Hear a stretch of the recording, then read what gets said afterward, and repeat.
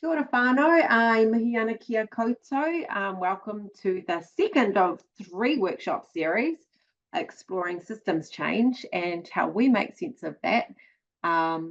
Actually, really from a leadership lab perspective, which Chris will share a little bit more about shortly. We're on a journey to learning. I'm on a journey to learning as well. And as a teacher, I find one of the sure fast ways to learn something is to just jump in and facilitate space to open up conversation. So yeah, kia ora koutou whānau. Yes, ko Judy tōku ingoa. It's really good to be here. I'm going to pass over now to Chris. Kia ora tātou. Yes. Kia ora. No horana no ingarangi tipuna, no te tahi tōku kāinga nei, ko Chris Jansen taku ingoa. So kia ora everybody. Yeah, just also welcoming Stephen McConaughey, who's down there. He's helping us in the background, and a few of the rest of our team have helped us put this together. So basically last time we talked about things like what is a system, what do we mean by that? So we're not talking about like the education system or the health system or that kind of use of it. We're talking about system in a general sense.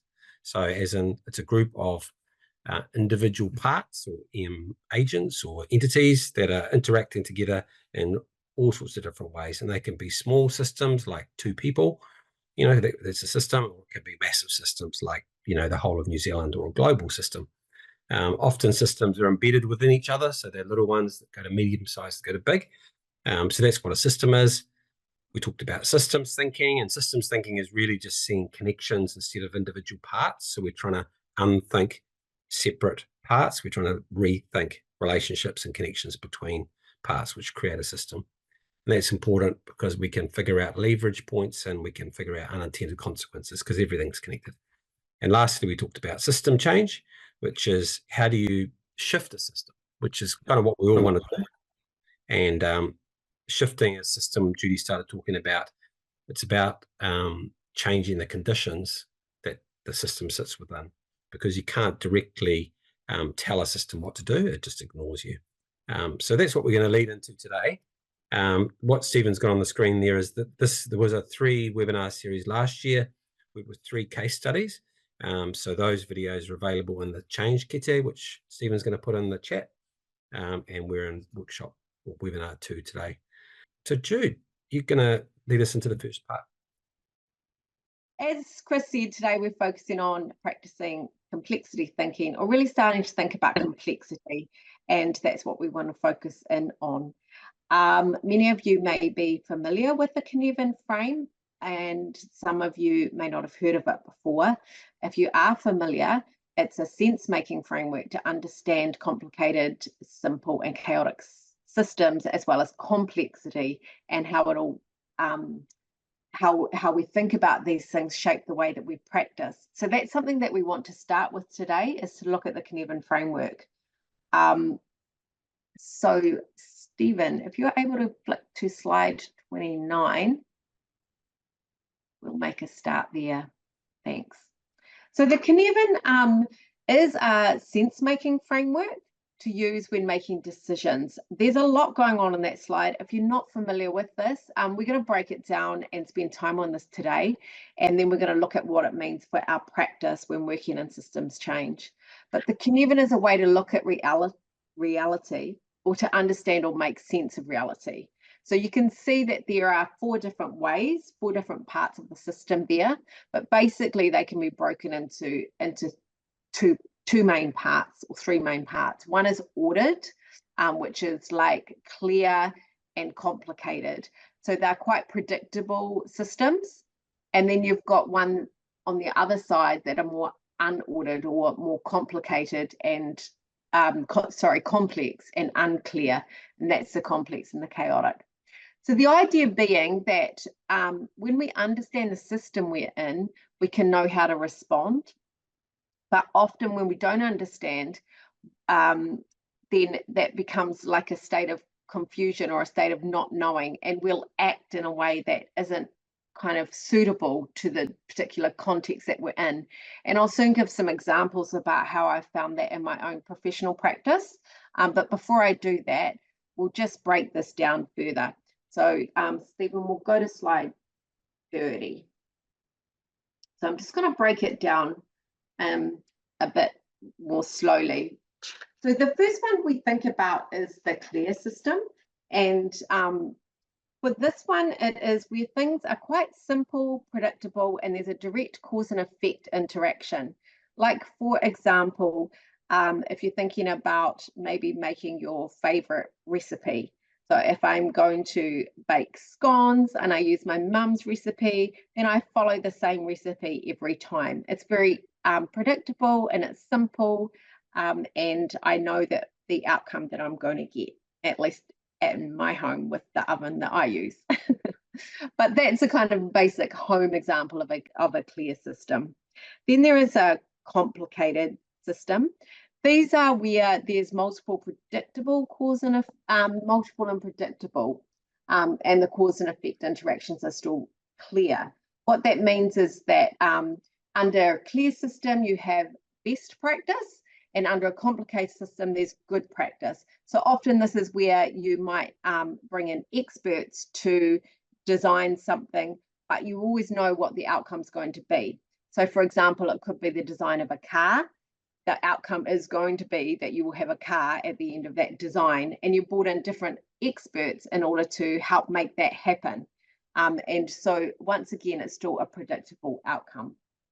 But on the other side, there is complex, and complex is a system where you don't know the outcome.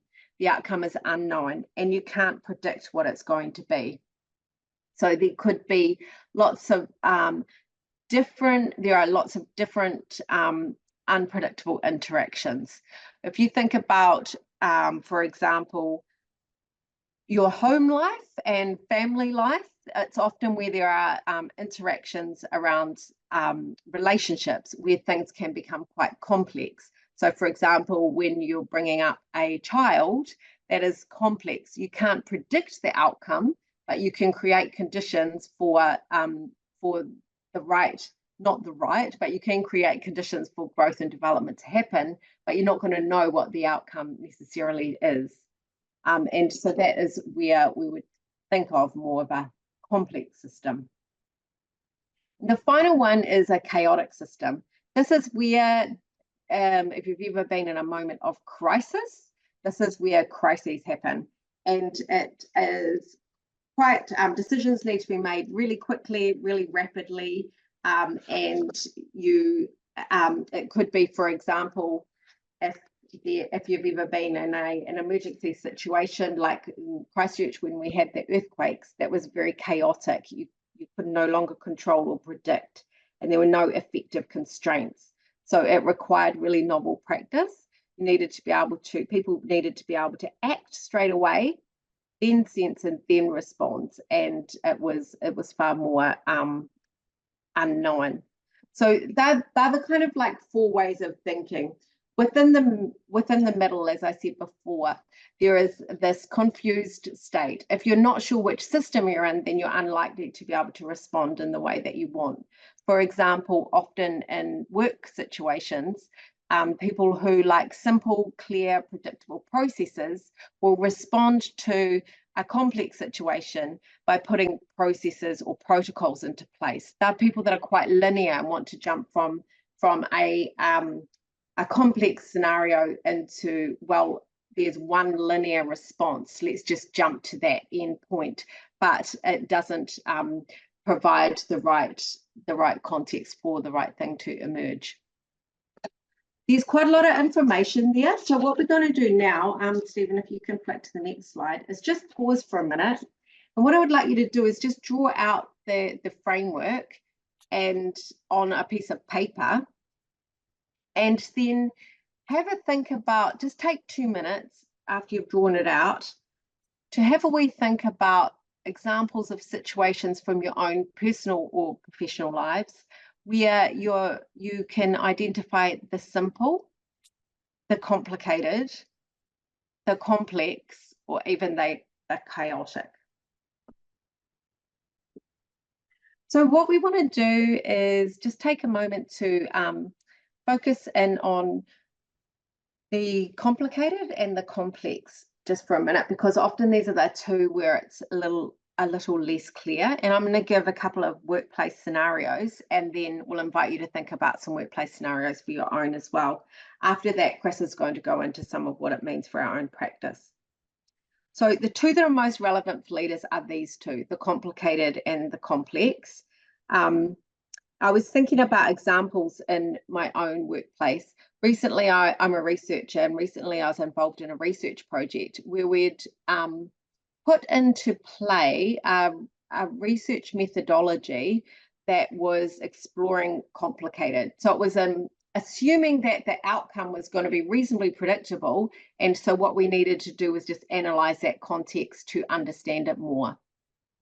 But the more we delved into the particular scenario, I began to see that actually this wasn't complicated, it was complex, and we weren't able to predict the outcome. It wasn't straight evaluation, it was actually something different to evaluation that was required. And so we'd set it up as a participatory evaluation project, but in reality, there's an unknown. It was really complex, and what it needed was a complex response.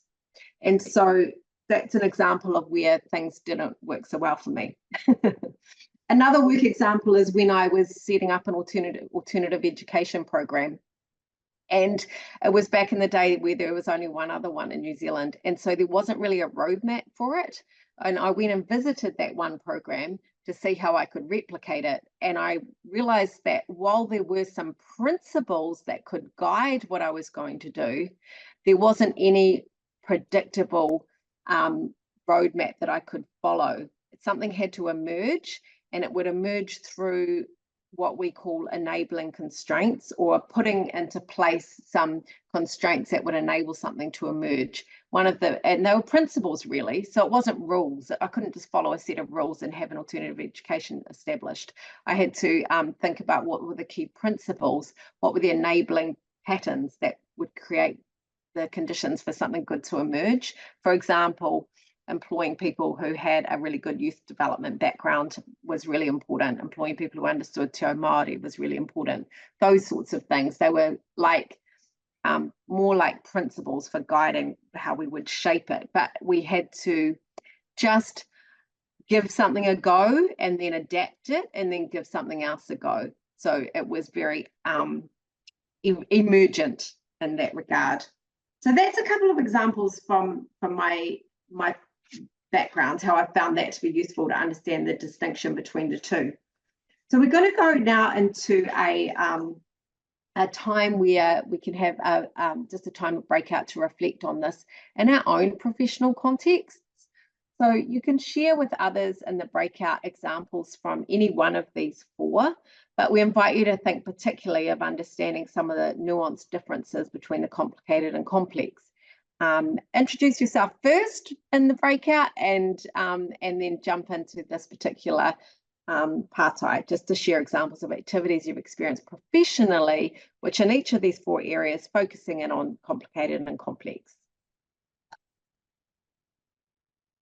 Okay, everyone, welcome back. I hope you'll be able to see some of those domains in practice. What we're going to do is focus in on two of them in particular, because when we do a face-to-face workshop with this, and it's usually like a day or two, right? So you're getting the fast version here. We get people to write down on post-its, like, what are some of the, just list off 20 things you've been doing in the last 2 weeks on post-its, and then we stick them up on the Cynefin framework, and pretty much all the post-its end up in the complicated or in the complex, and occasionally a little bit of chaotic, and almost nothing in the simple or clear. So it's worthwhile thinking about leadership strategies in those two at the top, the complicated one and the complex. And I find this really useful because it kind of helps me figure out what kind of plan to go ahead with, like Jude said in her example, starting with a particular plan and realizing you needed a different one. So in the complicated one, this is the, quite big systems like a car she talked about, but very predictable. You know what you're going to get. We sometimes do deal with that kind of thing. And so if we go at screen sharing here, I'm just going to do like a 5-minute intro into the complicated and then head into the complex, because complex is where it gets really interesting for leaders. So in the complex one, you hear a lot of these kind of words, and you can see some things hopefully on your screen. We talked about unintended consequences last time, positive knock-on effects, leverage, causal loop diagrams. I'm going to show you one of those in a minute. Variables, links, signs, polarity. So what do I mean by that? So here's a typical small causal loop diagram that's often used in complicated stuff. It's saying what connects with what. So similarly to Jude, I was also involved with alternative ed back when I was a secondary teacher. And if you see on the right there, well, on the left, actually, we had some student behavior issues, some disengagement. So we thought, great, let's create an alternative program to support those young people, the rangatahi in our school. And so we added some different curriculum, and we had some really great teachers in there, and we did a bit of outdoor ed and a whole bunch of different things. And the idea was that the quality alternative program would decrease student behavior issues. So it was kind of like, okay, we've got quite a bit of behavior, let's set one of those up, therefore we get less of that. But what we forgot about is that unintended consequence that I talked about last time, that actually the quality of the program actually attracted other rangatahi who thought, that's great, how do I get in there? And next minute, we've got more student behavior going off task, right? Now, that's a very simple one, but what we're trying to do in complicated is kind of map things like that, right? What connects to what, right? What makes things get bigger? What makes things get smaller? And you can see the B's and the R's and the S's. We won't worry about that. I'm going to show you an example applied to a school, a whole school. And this is the process, one of the types of processes you'd use with complicated systems. So you have a key question, determine the influence factors, map the connections, leverage clarity. So it's a wee bit blurry, but this picture here, you can see is a map. And this is a map of a particular school I work with. And if you look on the right-hand side, far right, you can see, just off screen really, what are we actually trying to produce? We're trying to produce really well-rounded, holistic outcomes for our young people. All right. And then what we did is we worked backwards. And I can't talk you through the whole process, but we kind of brainstormed what do we know of from research and our own experience and all the factors that link to great outcomes for young people. And we kind of listed them off just like a slide deck or a card deck, so each person had their own wee deck. We shared them all around the outside of this picture, right? And then we looked for things that are in common and we grouped them together. And then we said, if we start with the end in mind, which is the right-hand side, what leads to that? What definitely leads to that? Like directly, if we do that, we get that.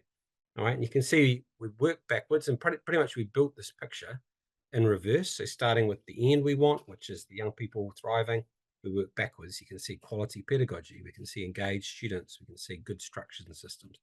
And then you ask yourself, well, what leads to that? So quality pedagogy, we know we want that. How do we get that? Oh, we need staff that are highly engaged and motivated. We need high expectations. We need training. We need this sort of thing.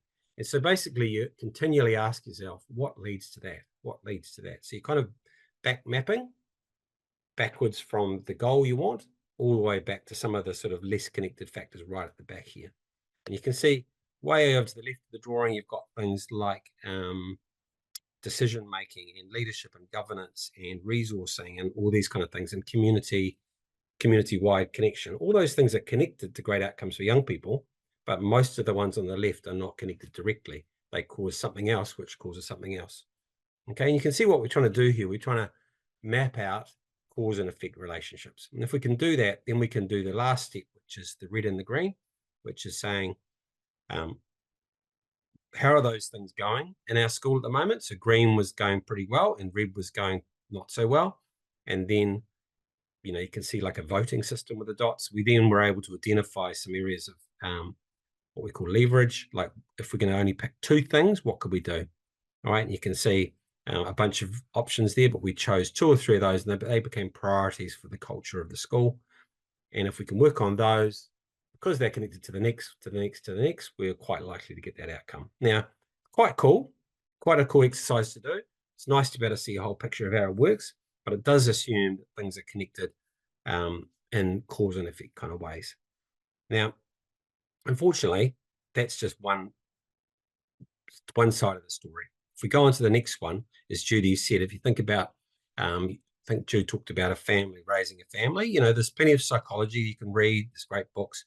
You can talk to your friends, all these kind of things. There's principles of, child development. I mean, I've got 2 teenage daughters, so I've done my homework because I really want to be a fantastic dad, and so there is a whole lot of things you can do, but they're not robots. You can't predict what's exactly going to happen. So you kind of create the conditions and then it's really up for them to grow.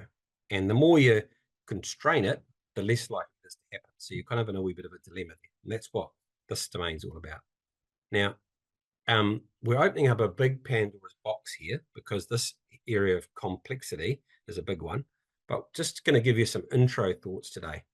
So when you look at that picture there, this is another form of complexity, but it's obviously not humans. This is actually birds. Okay, and we're going to get you to have a look at a wee YouTube video in a moment, which is some birds doing this, which is called swarming or murmuration. All right, and you've probably seen birds do that, or you might have seen bees or fish or all kind of species do it, and also humans do it. Actually, sometimes literally, like at the crowd for a Pink concert, it kind of looks like that as well. What the study of this has done is obviously started in science and biology first. They had a look at how did birds do this. They literally fly around, sometimes in their hundreds of thousands, and don't hit each other. And it's amazing patterns. You'll see that in a minute. But how do they actually do that? So going to just give you one more slide and then get you to look at the video. What we're looking for in the complexity area is what this thing called self-organization. So self-organization is when independent agents self-organize in a dynamic manner in order to create emergence.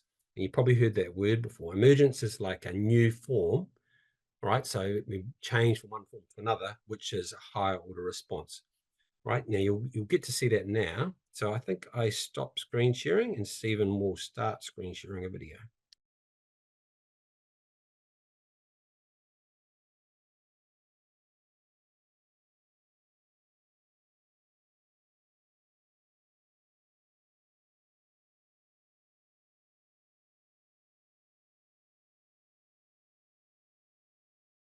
So you've got basically there's a few 100,000 birds flying around there.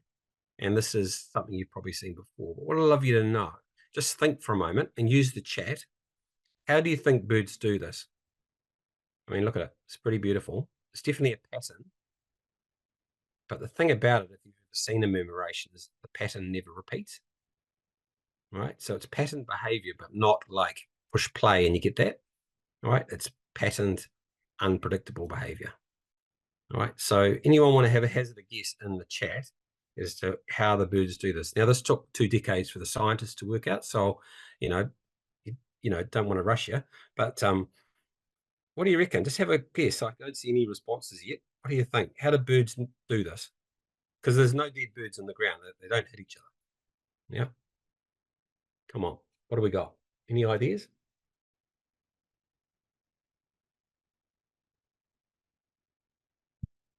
And if you know, feel free to share, because there is basically the interesting thing about it.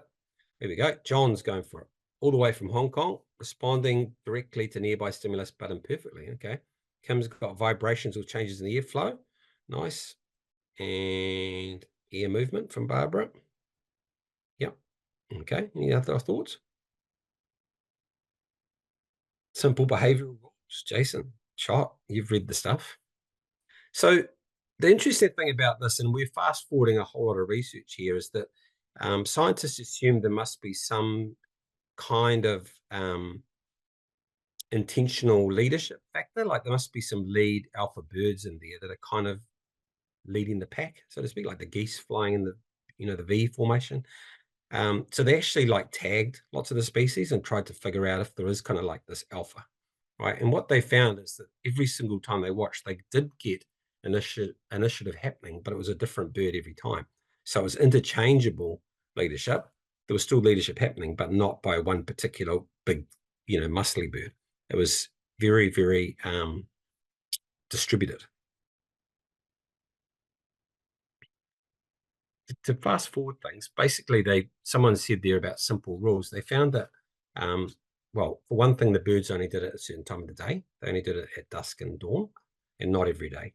The rest of the day, they just lazed around and did what birds do. Small groups do what they do, but they did this amazing thing at certain times of the day. All right. Now, if I've got this little thing, I just grabbed a little speaker here. Imagine this is a bird. All right. And I need another one. So I'll grab this adapter. Okay. So 2 birds here. Basically, what they found is that there's 4 things that have to happen for this to work. The first one is that the individual agents. In this case, the birds have to do whatever they want. They have to be uncontrolled. They just have to have a free mind. So birds flying, cool. They can do their own thing. The second thing they need is interactions with neighbors. So they need, in the bird world, there's an optimal spacing. They like kind of a certain body distance from other birds, right? So this one here is comfortable with this one here being there, and likewise. If they're cruising along doing their own thing, remember they're independent agents, they can do what they want. If this one on the right turns right, what's going to happen to the one on the left? All right, the one on the left will go, well, the spacing's too big now, I'm just going to follow you. All right, and if the one on this one turns that way, this one will follow that one. If they're both cruising and at the exact same time they decide to do something different, they just split. Right, the ones behind them follow because they like spacing as well. So it's kind of like peripheral spacing. This is in birds. Yeah. They also are not remote control. There's no drone. There's no one actually saying turn right, turn left. There's no sort of pattern or plan or control. And the other key thing is there needs to be an attractor. So there needs to be like a threat or an opportunity. So in the case of these ones, if I go back a step, you'll see a bigger object in the top. All right. And so that's probably a predator. All right. So this is kind of like survival behavior. Okay. But there's also positive reasons too. There's threat behavior. And there's positive ones, like it keeps them warm. It's a socialization thing. It's part of mating. It's possibly fun. So these conditions are kind of playing out, right, to control that behavior. Right. Now, the interesting thing about system change is these are conditions, right? These are conditions for emergence to happen. All right. Oops. So what I'm going to do is I'll just stop screen sharing for a moment. And we're going to go into another breakout. I'll just give you an example, and then we'll get you to have a wee look. So I've been talking for quite a wee while. Okay. What I guess the research around complexity leadership has found is that humans actually quite like self-organizing. All right. Emergence can happen in human beings. And sometimes it happens just totally randomly. All right. So just great things happen. And also emergence can be really awful as well. Like you can get negative emergence, right? Like the emergence of global terrorist organizations, or the emergence of, all sorts of nasties as well. They're quite different. They're not pre-planned. They're kind of ideology based, or, common purpose based. All right. But before we go into how we might use that in terms of leadership, I'm just going to get you in the breakout to think, when have you seen humans self-organize like this? Yeah. Can you think of, like, an example might be, as Judy mentioned earlier, for those of us in Christchurch, we had an earthquake. It was awful. That was a threat. But what happened afterwards was a whole lot of yucky stuff in terms of lockdowns or cordons and all that kind of stuff. But also, for me and my family and my neighborhood, we all kind of like met our neighbors real quick because our freezers were melting and we wanted to share food with them, and all this kind of emergent, I would say now, community behavior started happening, which wouldn't happen normally, but it happened because we were scared, right? And there was an opportunity, like we saw the opportunity to help our neighbors. So we did, right? And that wasn't just us, as you know, there was a lot of that. And you often see that after like really big traumatic events, emergence. You might see negative emergence too. Like sometimes you see kind of like what they call looting behavior. All right. But sometimes you see really fantastic emergence. All right. Like something that Jason here was involved with was the Student Volunteer Army, which was not planned, and that emerged out of an opportunity. Right. And it turned into a really cool thing. Okay. So, and what I'd love you to do is just have a think in the breakout those questions. And firstly, just think of, when have you seen humans do this? It could be a small one, like in a classroom. When have you seen students start self-organizing and you almost have a mind of their own, sort of takes over, right? Or where have you seen it in a community situation or a city situation? And then once you've done that, have a think about those 4 conditions. And we might I'll paste those into the chat as well, so you've got them. But the 4 conditions for what helps the birds do memorations or self-organization also play out in terms of human species. So I'll broadcast that into the chat, but Stephen, if you'd like to pop people into the same breakouts, we'll just have probably 5 minutes. So look, we're heading towards 10 minutes to go.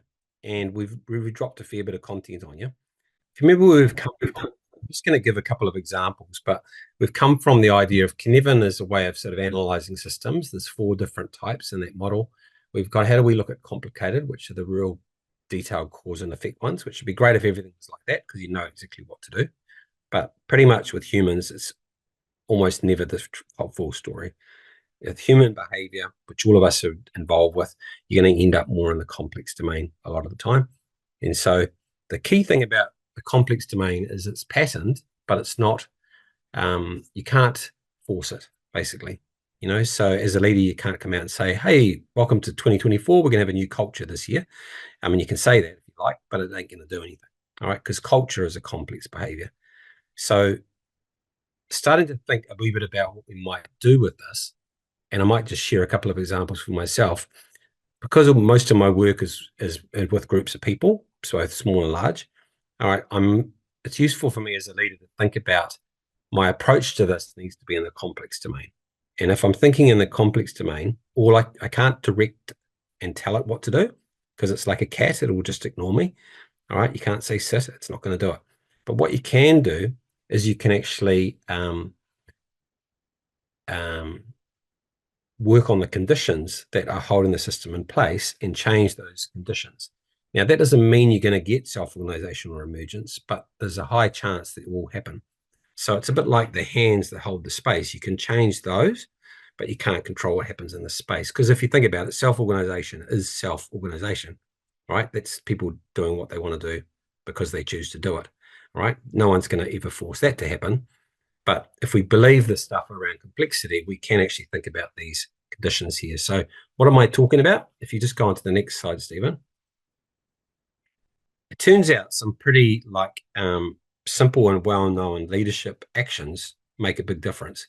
So if you look at those 4 on the right, I'll just briefly share, but next webinar, we're going to go into these in more detail.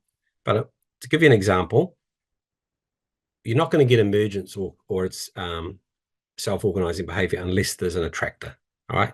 So it's an attractor, like a light to the moths. Right. An attractor can be a threat or an opportunity. Now, it's not very ethical to threaten your people. All right. But it is okay to be able to say, hey, there is a threat around us, and let's make that be aware of that, now, because that galvanizes action. But the better attractor is the shared vision, or the shared purpose, like the kaupapa. Why are we here? All right. And what's the thing that we can all gather around and feel energized by? All right. If you don't get that, there's no energy. You're never going to get self-organization. So what is that? What's that thing that's really driving us? So for Leadership Lab, it's equity and Aotearoa. That is our thing. That's what we're after. That's the thing that's going to energize this. Now, we don't know what we're going to do yet, but we do know what that attractor is. All right. The second one is the independent agents. So we know in the bird world, if the birds aren't healthy, they can't fly like that. Humans, if the humans aren't healthy, they can't self-organize. So that is going out of our way to ensure that the human beings that are part of our group are well. All right. And that we know the importance of well-being, but this is like, I called it proactive mentoring. This is not like appraisal meetings. This is like caring and manaakitanga for people. All right. It's the individual customized support for people and their whānau. It's the cups of teas. It's the noticing things. It's the acknowledging people. It's the whanaungatanga. It's all those things are absolutely vital because if you've got healthy people, next step, you're probably going to get healthy emergence happening. If you haven't, you aren't.